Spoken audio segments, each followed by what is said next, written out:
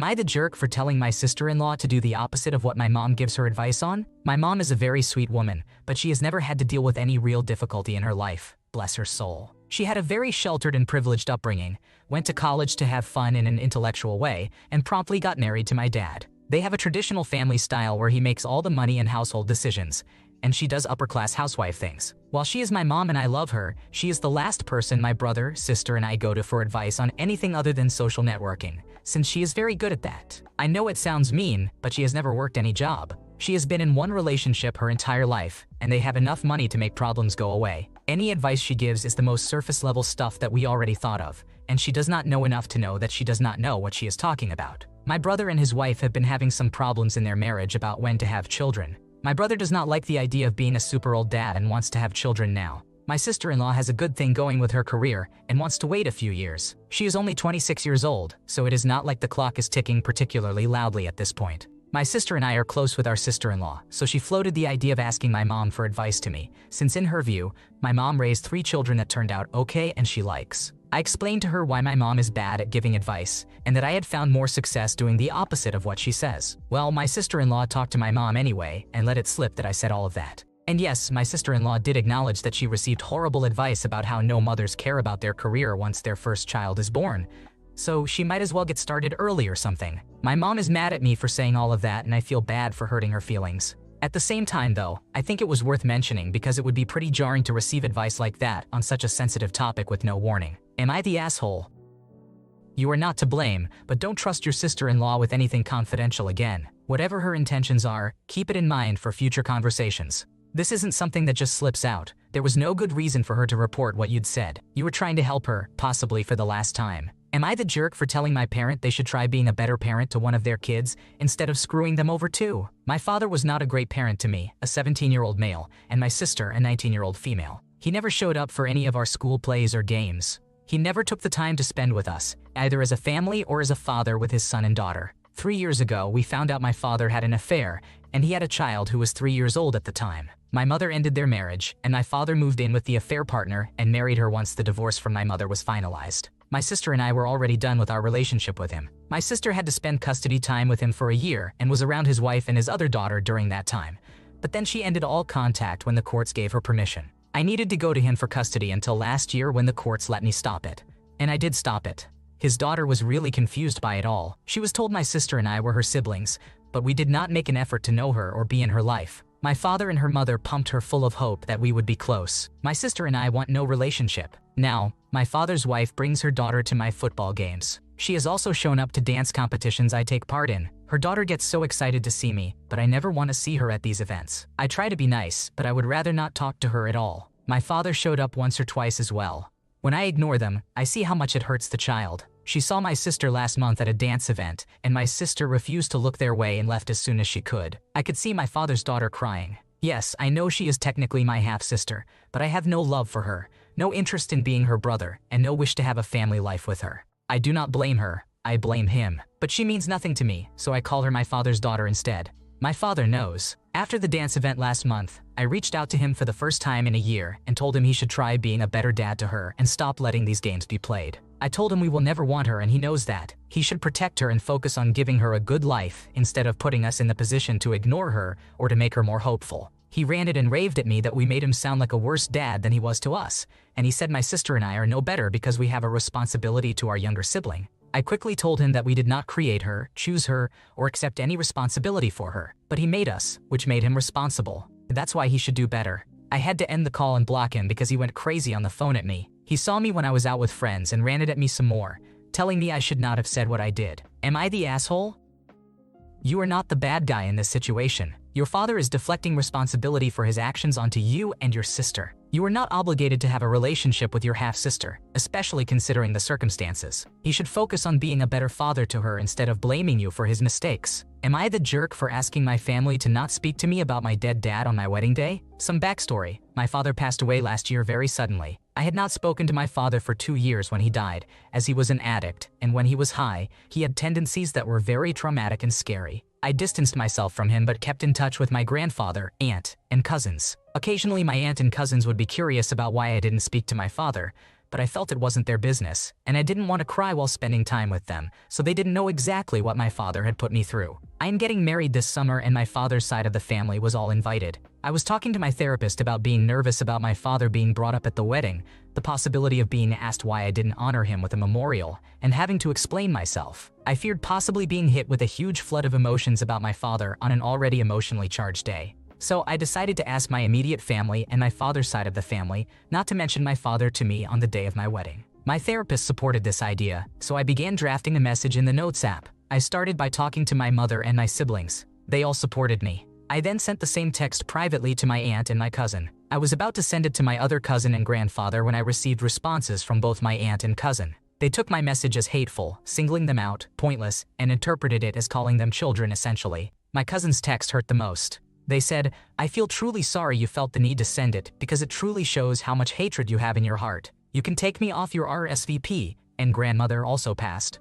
"Would be so disappointed in you, honor him, my father." For her, this text is probably the most disrespectful text I have ever received in my 26 years of living. I immediately called my mother and siblings crying. After an hour or two, this sadness turned to rage. I couldn't believe my cousin had the nerve to even press send without even knowing what my father put me and my family through. I took screenshots of the private texts I had been sent and messaged the family group chat with everyone on my father's side in it. I shared the disrespectful texts and went into extreme detail about why I didn't want my father spoken about to me for 4 hours on my wedding day, explaining all that my father had put me through. I also informed them that my aunt and cousin were uninvited in front of everyone. My cousin responded, "How are we supposed to know what he put you through?" and backtracked on her text along with my aunt. Neither my cousin nor my aunt gave good apologies, so they are still both uninvited. However, with them not knowing what my father had put me through, did that make my request ridiculous and unnecessary? Am I the asshole?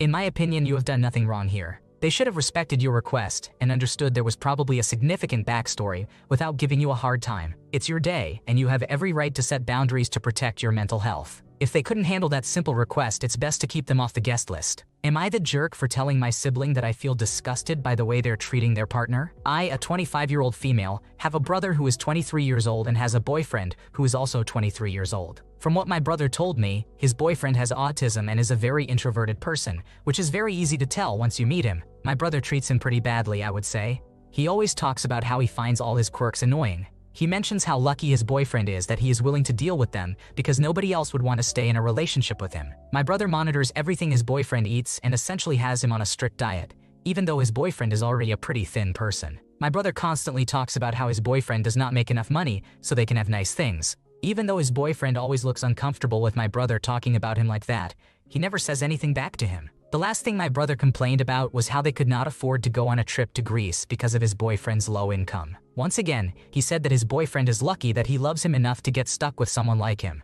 I honestly got sick of my brother talking like that, and I asked if he could pipe down already, saying that making a scene over a damn trip was not worth it. He told me not to get involved because this had nothing to do with me, but I told him that at this point, it might as well because I find the way he treats his own boyfriend really disgusting, and he is pretty much acting like an emotional abuser. Things escalated quickly and my brother started screaming at me that I am only trying to paint him as an abuser because I am a jealous liar over not having my own boyfriend and not understanding how gay relationships work. He said that I am delusional and the only disgusted person in the room, while his boyfriend just apologized to my brother and told him to leave. They eventually did, but my brother also blocked me everywhere afterward, and my mom has been on my case about calling my brother an abuser. I asked if she has not seen the way he treats and talks about his boyfriend, but my mom said that their relationship is not any of my business, and I should not have gotten involved in their conflicts because it is now affecting our entire family, due to my brother seemingly wanting to cut all contact off with me now. Am I the asshole? You are not the bad guy in this situation. Your brother is an emotional abuser, and it's great that you're calling him out on it. All healthy relationships, gay or straight, should be based on love, trust, and respect, with kindness being a major factor. Hopefully, his boyfriend comes to his senses and stops tolerating such abuse. Am I the jerk for being honest that I thought my coach was being inappropriate? I play for a women's football team. The coach is also dating the captain of our team. Fast forward a month into the season. I was out walking and the coach saw me, pulled up, got out of his truck and asked me how I was enjoying the team. I said everything has been great. He then offered private training outside of regular training, mentioning he's flexible with work and can make time to train me. I thanked him but mentioned that I'm busy with being a mother and would have to check with my husband. I then tried to change the subject and said that I thought his girlfriend Amy, the captain of our team, is really lovely and that it was nice he's met a lovely girl. He then insinuated that he wasn't sure about things with her, saying he was 50-50. He asked if I must know how I feel about my relationship. I said I'm pretty sure about my relationship as I've had a baby with my husband. He laughed and then said to let him know if I ever want extra training. I didn't say anything to anyone except my husband, and he agreed it was a little creepy. The coach then added me on Snapchat and sent me a picture of him going to the gym. Then it comes out that the coach and Amy are breaking up. I mentioned to Amy that he added me on Snapchat, and she said he seems to have all these side girls on that app. She messaged me later asking about him adding me, and I said I have never responded to him. I also mentioned that he sent me a message saying the manager might possibly be standing him down. Amy then told the manager that the coach added me on Snapchat and sent me a screenshot of a private message between himself and the manager. The manager contacted me to confirm if this was all true. I told her everything, the offer of private training, the comments about his relationship, etc. She was a bit shocked and then told me that this wasn't the first time this had happened. She thanked me for being honest. The coach then got stood down. He sent me messages apologizing, saying he didn't mean to make me feel uncomfortable. He said he only wanted me to be the best player I could be so that I wouldn't be embarrassed at training, and that he added me on Snapchat because he has lots of friends on there. He reiterated how sorry he was. Now I feel really bad because maybe I did blow this all up. But at the same time, I felt like he was putting a target on my back by favoring me in a women's team while dating Amy, the captain. I know what women are like. They might think I did something to make him think he had a chance and then blame me. Am I the asshole?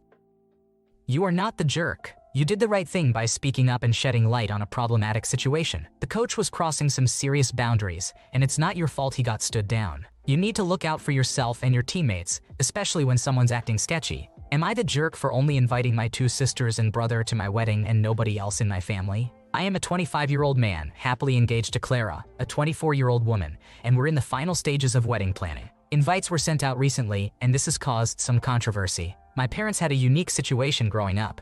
My dad had 4 women he would rotate around and impregnate. With my mom, he had Jace, a 27-year-old man, me, Cassie, a 22-year-old woman, and Robin, a 20-year-old woman. Between the other 3 women, he had an additional 15 children. He is married to none of them, does not really live with any of them either, and there were a lot of breakups and makeups over the last 3 decades since this rotational thing started. Sometimes it was presented like we were a big family, but typically the woman he was sleeping with at the time was meant to be someone all the kids gravitated toward. We were meant to have one big sibling bond versus bonds only formed with the kids who shared the same mom. The 3 other women other than my mom are Ellen, who had 7 children with my dad, Trina, who had 5 children with my dad, and Elizabeth, who had 3 children with my dad. Of the 3 other women, Elizabeth is the one who I think hoped all the kids would embrace her and look to her as a second mom. She inserted herself into our lives in some weird ways at times. She also felt that because her children had the smallest sibling group, they deserved more of us being close to them. Ellen and Trina didn't exactly mistreat us, but I'm not sure they wanted the other kids around either.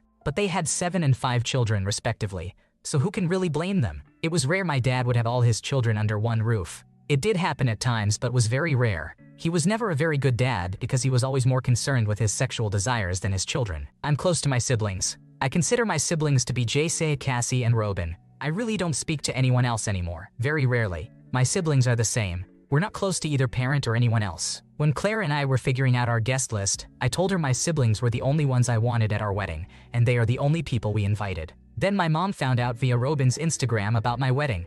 She told my dad, he told his other families, and there are a lot of upset people who found ways to contact me and told me I should have invited them. Elizabeth was just as upset and angry as my parents were. My mom asked how I could get married without her when she was the consistent adult in my life. I told her she brought us into a mess and willingly exposed us to that mess our whole lives. The messages got so annoying that I deleted a lot of social media. But the anger and frustration from them stuck with me a little and made me wonder if I am the asshole. Your actions were justified. It's your wedding and your guest list. People like your mother and stepmothers don't seem to understand that a wedding is about a committed relationship and celebrating with those closest to you. You invite whomever you want, and if others don't get it, that's their problem. Thanks for watching. When you subscribe, make sure to hit the bell to turn on notifications so you never miss a video. To finish listening to all the stories, check out the playlist in the description.